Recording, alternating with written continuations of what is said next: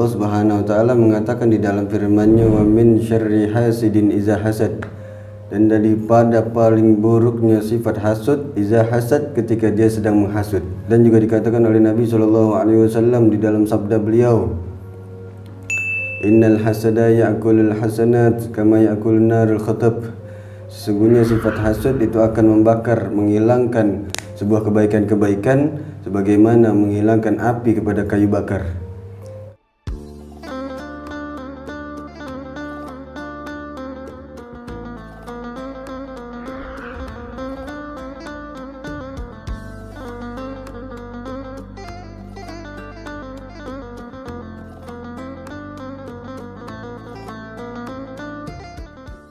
Bismillahirrahmanirrahim.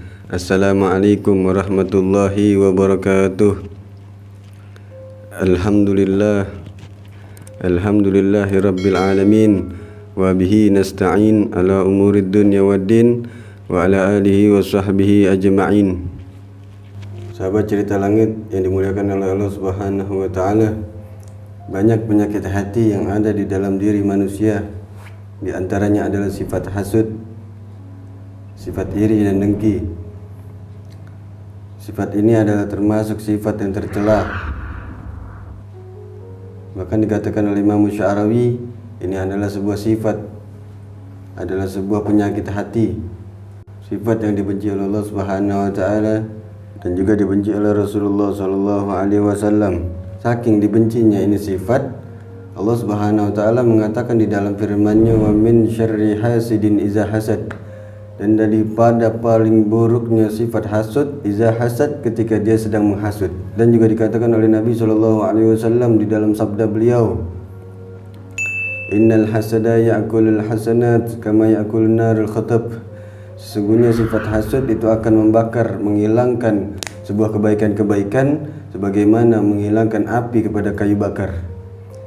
Ada kisah di zaman Nabi SAW yang dikisahkan oleh Rasulullah SAW tentang sifat hasud, sifat iri dan dengki. Dahulu dikisahkan oleh Nabi SAW sedang duduk bersama para sahabat. Lalu Rasulullah SAW berkata kepada para sahabat, sebentar lagi akan datang kepada kalian, di hadapan kalian, calon penghuni surga. Lalu para sahabat terdiam dan saling menatap satu sama lain dan berkata di dalam hati mereka, siapa yang dimaksud Rasulullah SAW tentang seorang penghuni surga itu? Tak lama kemudian datang seorang laki-laki dengan berpenampilan sederhana, muncul di hadapan para sahabat. Dan tampak laki-laki tersebut meneteskan sisa-sisa air wudhu dari jenggotnya, dan tampak laki-laki tersebut sedang menenteng sendal dengan tangan kirinya. Dan pada hari berikutnya Nabi SAW pun mengulang kembali dari perkataan beliau kepada para sahabat tentang calon penghuni surga. Dan yang muncul adalah laki-laki tersebut. Laki-laki yang berjenggot kemarin pun tiba-tiba muncul di hadapan para sahabat.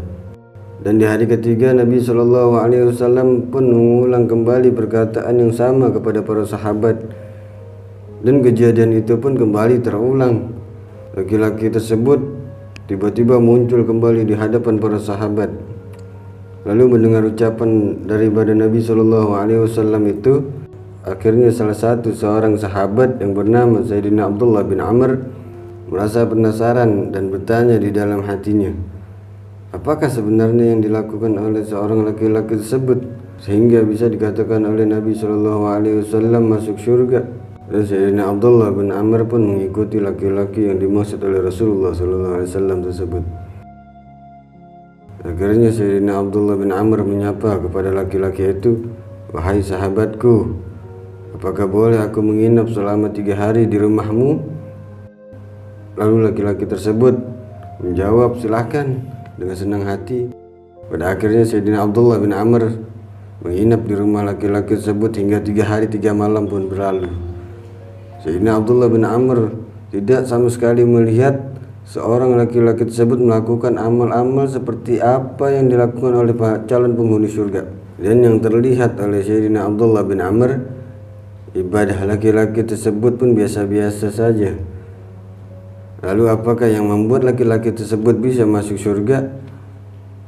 Akhirnya Sayyidina Abdullah bin Amr pun memberanikan dirinya bertanya kepada laki-laki tersebut, "Wahai saudaraku, sudah 3 hari 3 malam aku menginap di rumahmu, tapi aku sama sekali tidak melihat kamu mengerjakan ibadah-ibadah yang sangat luar biasa.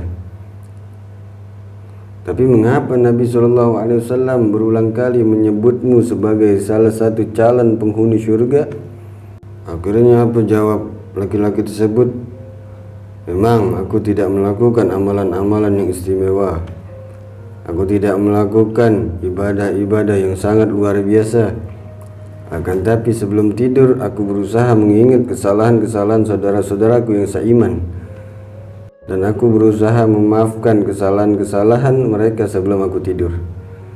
Aku hilangkan rasa iri dan dengki terhadap karunia Allah Subhanahu wa Ta'ala yang diberikan kepada saudara-saudaraku." Dari cerita ini dapat kita ambil pelajaran, janganlah kita mempunyai sifat hasud, sifat iri atau dengki, karena sifat hasud dapat mengeraskan hati dan dapat memutuskan tali silaturahmi terhadap sesama muslim. Jadilah seorang pemaaf, karena kalau kita memaafkan kesalahan-kesalahan orang lain, Allah Subhanahu wa Ta'ala akan memberikan balasannya berupa surga. Dan patutlah kita bersyukur atas nikmat yang Allah Subhanahu wa Ta'ala berikan kepada kita, maka senantiasa hati kita pun akan tenang dan lapang. Hablum minallah wa hablum minannas. Maka hubungan kita pun kepada Allah Subhanahu wa Ta'ala dan kepada manusia akan menjadi lebih indah.